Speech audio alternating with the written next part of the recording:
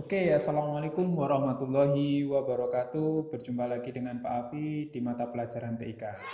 Nah, untuk TIK kali ini akan ada sedikit spesial. Kenapa? Karena sekarang saya ditugasin untuk mengajar semua TIK di kelas 6. Nah, jadi saya jadi lebih mudah untuk menentukan mana materi yang benar-benar dibutuhkan, mana materi-materi yang ada di buku yang harus saya buang. Oke, langsung saja. Kita ke materi hari ini, namanya adalah layanan internet dan keamanannya.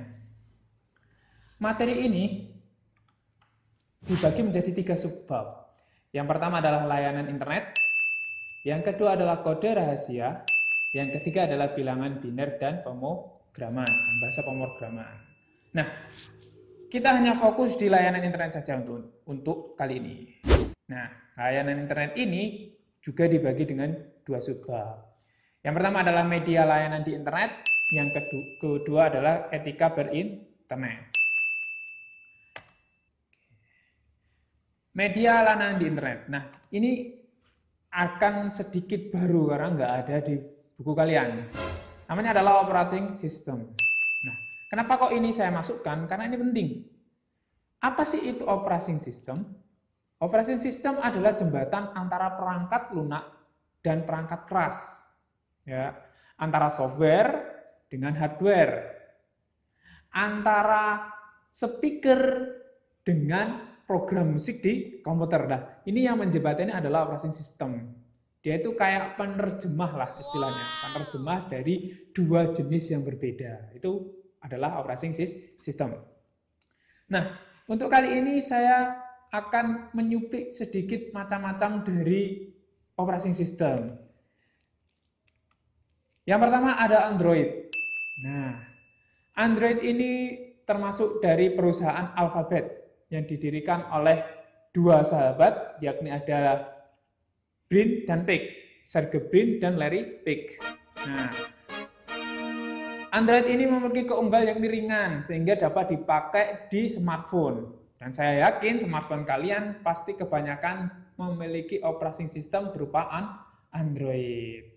Nah, selanjutnya adalah Apple. Nah, kalau kita lihat dari lambangnya saja kita sudah tahu bahwa ini Apple. Nah, identik dengan produk-produk orang kaya atau orang miskin yang jual ginjalnya. Nah, produk Apple ini untuk mobilnya atau perangkat smartphone-nya dia pakai iOS. Sementara untuk laptopnya dia pakai laptop atau perangkat kerasnya komputer mereka pakai Macintosh. Ini didirikan oleh dua sahabat juga. Yang pertama ada Steve Jobs dan juga Steve Wozniak. Nah, pemrakasarnya ya ini Steve Wozniak ini, bukan Steve Jobs malahan. Steve Wozniak ini jenius lah istilahnya di kampusnya dulu. Bahkan dia sampai disebut dengan Wizard Woz sama teman-temannya, penyihir Woz, karena dia mampu membaca bahasa mesin tanpa harus ada penerjemahnya. Dia langsung bisa menyelesaikan program-program yang berhubungan dengan mesinnya langsung. Nah, kita lanjut. Selanjutnya ada Windows dari perusahaan Microsoft. Ini didirikan oleh dua sahabat, lagi-lagi dua sahabat lagi, yakni adalah Bill Gates dan Paul Allen. Nah, keduanya ini unik karena dia mulai terkenal ikut ke Apple. Nanti kapan-kapan saya ceritain bagaimana kisahnya dia menjadi terkenal. Dan uniknya lagi adalah Bill Gates ini termasuk orang terkaya dahulu. Beberapa dekade dia menjadi orang terkaya hanya karena jualan operating system. Barang goib tapi dia bisa jadi terkaya. Nah, lanjut. Sekarang ada browser. Apa sih itu browser? Browser adalah layanan internet yang berfokus untuk menerjemahkan kode-kode atau program-program yang berhubungan dengan internet. Jadi apapun itu yang berhubungan dengan internet itu pasti punya bahasa. Bahasa itu ada banyak, nanti saya akan jelaskan. Ada C++, HTML, Pascal, Java, dan lain sebagainya. Nah, browser ini khusus untuk menerjemahkan bahasa yang di internet. Apa saja? Ini hanya sekelumit saja. Yang pertama ada IE atau Internet Explorer. Bagi yang memiliki laptop atau komputer di rumah dengan operating system Windows, pasti sudah terinstall Internet Explorer. Karena ini termasuk cabang dari Microsoft Windows. Ya. Yang kedua ada Safari. Nah, Safari ini bukan milik Apple. Tapi dia sudah direkomendasikan oleh Apple sebagai perangkat browser yang ditujukan untuk Macintosh mereka atau iOS mereka. Ini Safari. Ada orangnya tersendiri yang bikin. Yang selanjutnya kita tidak akan asing yakni Google Chrome. Ini termasuk bagian dari Alphabet. Nah, pasti yang memiliki smartphone Android sudah terpasang ini, Google Chrome. Yang selanjutnya ada Mozilla, ini saya suka ini karena saya dulu pertama kenalnya ini Mozilla. Dan interface-nya saya sudah familiar. Nah, Mozilla. Masih ada banyak lagi seperti Opera, UC Browser, ada Tor. Wah, banyak lagi lah untuk browser ini. Kalian tinggal pilih. Ini yang saya tunjukkan adalah yang terkenal saja. Yang selanjutnya ada search engine. Search engine adalah layanan di internet yang berfokus di pencarian. Jadi pencarian data, itu kan ada banyak data di internet. Nah, kita dibantu dengan search engine ini. Saya punya 3 di sini. Yang pertama ada Bing. Mungkin kalian nggak begitu familiar ya. Nah, Bing ini juga bagian dari Microsoft atau Windows. Yang kedua ada Yahoo, yang sekarang sudah mulai turun pamornya untuk search engine-nya. Yang terakhir ada Google. Google jelas ini adalah produk pertama dari Brin dan Peck atau pendiri Google. Nah, dia menciptakan Google, mereka menciptakan Google saat usia sekolah. Dan pemrakarsa dari search engine ya mereka berdua ini, Google ini pemasarannya. Proyek sekolah tapi bisa jadi duit. Enak kan? Nah, mereka dua bikin Google ini. Yang selanjutnya ada email. Sesuai dengan namanya I di depan itu artinya adalah elektronik. Yang selanjutnya ada mail. Itu artinya adalah pesan. Jadi kalau digabung adalah pesan elektronik. Jadi ini media layanan di internet yang berfokus terhadap pesan memesan. Permesanan, bukan pesan-pesan, permesanan. Nah, di sini ada 3 tokoh besar dahulu. Yang pertama ada Yahoo Mail. Saya dulu pertama kali pakai ini, Yahoo Mail. Yang kedua ada Microsoft Outlook, nah ini juga bagian dari Microsoft. Yang terakhir ada Gmail. Nah, kita tidak asing dengan ini karena ini sekarang menjadi pemain terbesarnya untuk email. Nah, ada yang unik tentang email ini. Apa itu? Hampir semua perangkat Android pasti diwajibkan pakai email. Hampir semua fasilitas di internet, ya sosial media apapun itu pasti akan daftarnya dengan email. Nah, ini kayak sebuah identitas, kayak sebuah KTP kita di internet. Itu email sekarang itu. Nah, selanjutnya ada blog. Nah, ada 2 pemain besar. Yang pertama ada Blogger, ini bagian dari Google juga Alphabet. Yang selanjutnya ada WordPress. Nah, mungkin bagi kalian untuk akhir-akhir ini nggak begitu familiar dengan ini, blog. Ini terkenal dahulu waktu zaman saya. Blog adalah versi mini dari website. Jika website, kita diharuskan untuk membayar komersialnya. Membayar hosting atau domainnya. Kalau blog ini nggak usah. Dia gratis. Banyak anak-anak muda dulu pakai ini untuk menulis sekedar diary, tutorial, pengalaman. Nah, dia dimasukkan ke blog ini. Nah, sekarang sudah banyak sosial media, mereka agak ditinggalkan. Tapi bukan berarti mereka nggak berfungsi loh kali ini. Mereka bisa dipakai, layanan ini bisa dipakai untuk mencari duit dengan iklan. Nah, itu blogger. Mungkin kalian bisa coba kapan-kapan membuat blogger. Mudah kok sekarang, nggak begitu rumit untuk daftarnya. Selanjutnya ada sosial media. Nah, ini kalian pasti tidak akan asing dengan sosial media ini karena macamnya ada banyak sekali.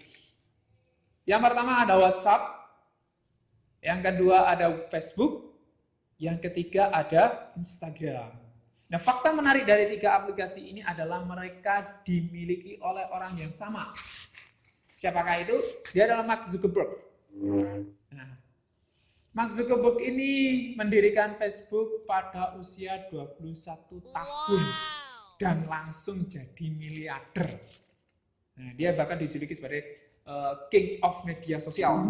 Nah, dia menciptakan banyak media sosial. Dia punya perusahaan yang berbasis media sosial kayak WhatsApp, Instagram kan media sosial. Nah, dia memiliki itu. Ada juga Line. Nah, ini semacam WhatsApp yang kalau saya rasa di Indonesia nggak begitu terkenal ya. Tapi di Asia Tengah sekelas Jepang dan Korea dia pakai Line ini. Yang selanjutnya ada Twitter yang ini populer terhadap public figure, presiden, artis-artis ternama, dia pakai Twitter ini. Yang selanjutnya ada YouTube, kita tidak akan asing, termasuk video saya ini juga saya upload di YouTube. Dia spesialis layanan di internet sosial media, spesialis video. Yang selanjutnya ada Hangout, nah ini kalian akan sedikit asing. Padahal Hangout ini di setiap smartphone Android sudah ada. Itu uniknya. Sudah ada, tapi kenapa kita pakai WhatsApp? Ini sudah ada sebenarnya. Yang terakhir ada Telegram. Nah, Telegram ini sangat populer karena memiliki enkripsi atau keamanan yang tinggi. Bahkan tahun 2016-2017 kalau nggak salah, waktu bombing-bombingnya ISIS, teroris, ini dipakai untuk alat komunikasi mereka karena saking amannya. Ada yang menarik di sini. Kalian pernahkah membaca ada semacam pop up atau peringatan dari WhatsApp bahwa tanggal 15 Januari nanti WhatsApp akan memiliki persyaratan baru, yakni adalah jika tetap pakai WhatsApp, data diri kalian nanti akan dipakai untuk WhatsApp. Tuh. Nah, saya menghimbau sih untuk anak-anak, gimana kalau kita pindah ke Telegram? Kalau mau loh ya. Kalau ternyata semuanya pindah ke Telegram, nanti saya akan pindah. Kalau tidak, berarti WhatsApp saya juga tetap ada. Enak Telegram. Saya sekolah dulu pertama pakai Telegram.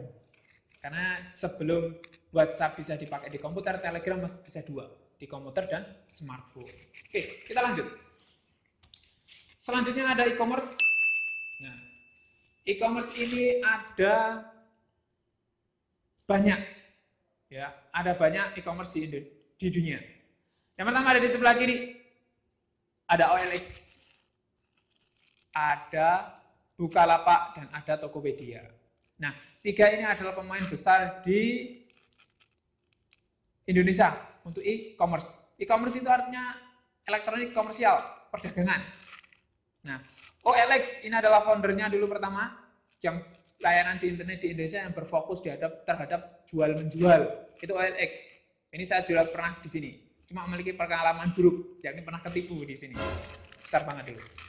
Yang selanjutnya ada Bukalapak. Nah, Bukalapak ini memiliki fitur yang bagus menurut saya, yakni rekening bersama. Jadi proses penipuan agak sedikit terhambat karena uang tidak langsung masuk ke penipu. Akan dilihat dulu oleh pihak Bukalapaknya. Ada juga Tokopedia yang untuk tahun ini menjadi top user, paling banyak usernya untuk e-commerce. Nah, sebenarnya di Indonesia bukan hanya 3 ini, masih ada banyak lagi. Ada Shopee, ada Lazada, ada JD.ID, dan lain sebagainya. Masih banyak lagi. Ini hanya contoh saja. Yang selanjutnya adalah di internasional, di sebelah kanan ini ada eBay, Alibaba, dan Amazon. eBay ini adalah foundernya dulu. Foundernya e-commerce di dunia. Bahkan kalau kalian pernah lihat Transformer ya, itu tokoh utamanya menjual kacamata kakeknya di eBay. Nah, ada iklannya eBay. Selanjutnya ada Alibaba. Nah, Alibaba ini termasuk besar, paling besar di Asia. Ya. Ini didirikan oleh Jack Ma. Ini unik Jack Ma ini. Jack Ma ini dulunya hanyalah seorang tukang servis. Tapi karena dia punya ide yang brilian, dia menciptakan Alibaba dan sekarang menjadi termasuk salah satu terkaya di Asia. Yang terakhir adalah Amazon. Nah, ini Amazon ini berhasil menghantarkan pembuatnya, yakni Jeff Bezos, menjadi orang terkaya di dunia pada tahun 2020 kemarin. Nah, 2021 ini dia terpaksa harus tergeser oleh Elon Musk. Sama-sama orang yang bergerak di bidang teknologi. Nah, selanjutnya ada e-banking. Sesuai namanya, e-electronic banking berarti bank. Karena peminat e-commerce atau belanja online semakin banyak, nah bank juga tidak ketinggalan inovasi. Makanya dibuat juga e-banking supaya user atau nasabah semakin mudah saja untuk transfer uang. Nah, di sini ada 3 bank yang saya tampilkan. Sebenarnya banyak. Yang pertama ada Mandiri Online. Saya dulu pertama pakai ini untuk sekolah. Sekarang sudah mati. Selanjutnya ada BRI Mobile yang saat saya ngajar ini sekarang saya pakai BRI. Yang terakhir ada BNI Mobile. Ya ini saya nggak pakai soalnya potongannya besar. Nah, selanjutnya ada e-learning. Nah, e-learning sesuai namanya adalah electronic learning atau elektronik untuk belajar, learning. Nah, ini cocok untuk kita. Cocok untuk kita bagi yang bergerak di bidang pendidikan. Ada apa saja sih ini?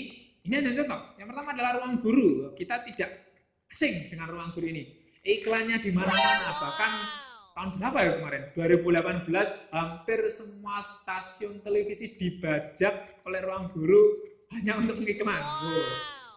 Ruang guru begitu populer, apalagi di era pandemi ini karena memiliki sistem pengajaran yang menarik, atraktif, gurunya juga masih muda-muda.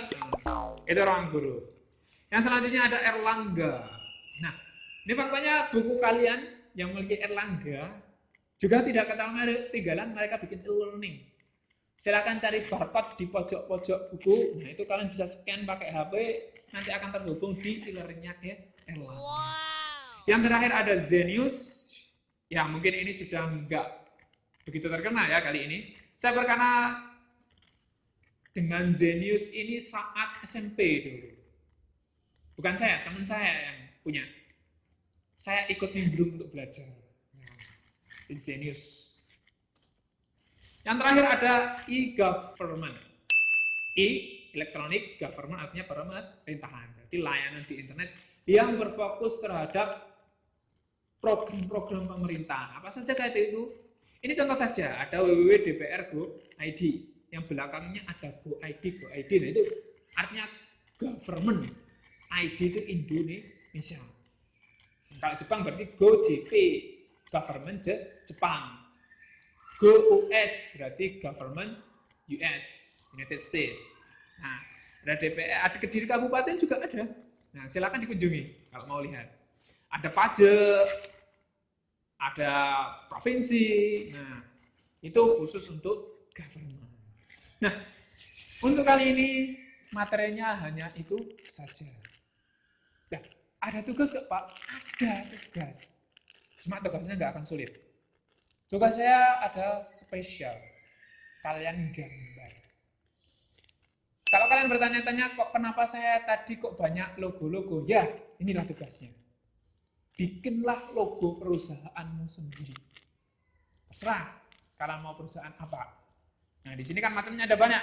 Ada e-learning, ada e-gov, ada e-commerce. Coba bikin lambang perusahaanmu sendiri. Saya ingin tahu kalian punya pandangan ke depan enggak untuk cita-cita kalian. Ya, saya harap kalian jadi pengusaha semua ya, punya sukses semua ya. Nah, bikin gambar, terserah kalian pakai komputer atau krayon, silahkan difoto nanti dikirimkan ke saya. Berikut deskripsinya. Nanti akan ada jodohnya, silahkan dilihat. Untuk TK kali ini saya cukupkan demikian. Saya tutup. Assalamualaikum warahmatullahi wabarakatuh.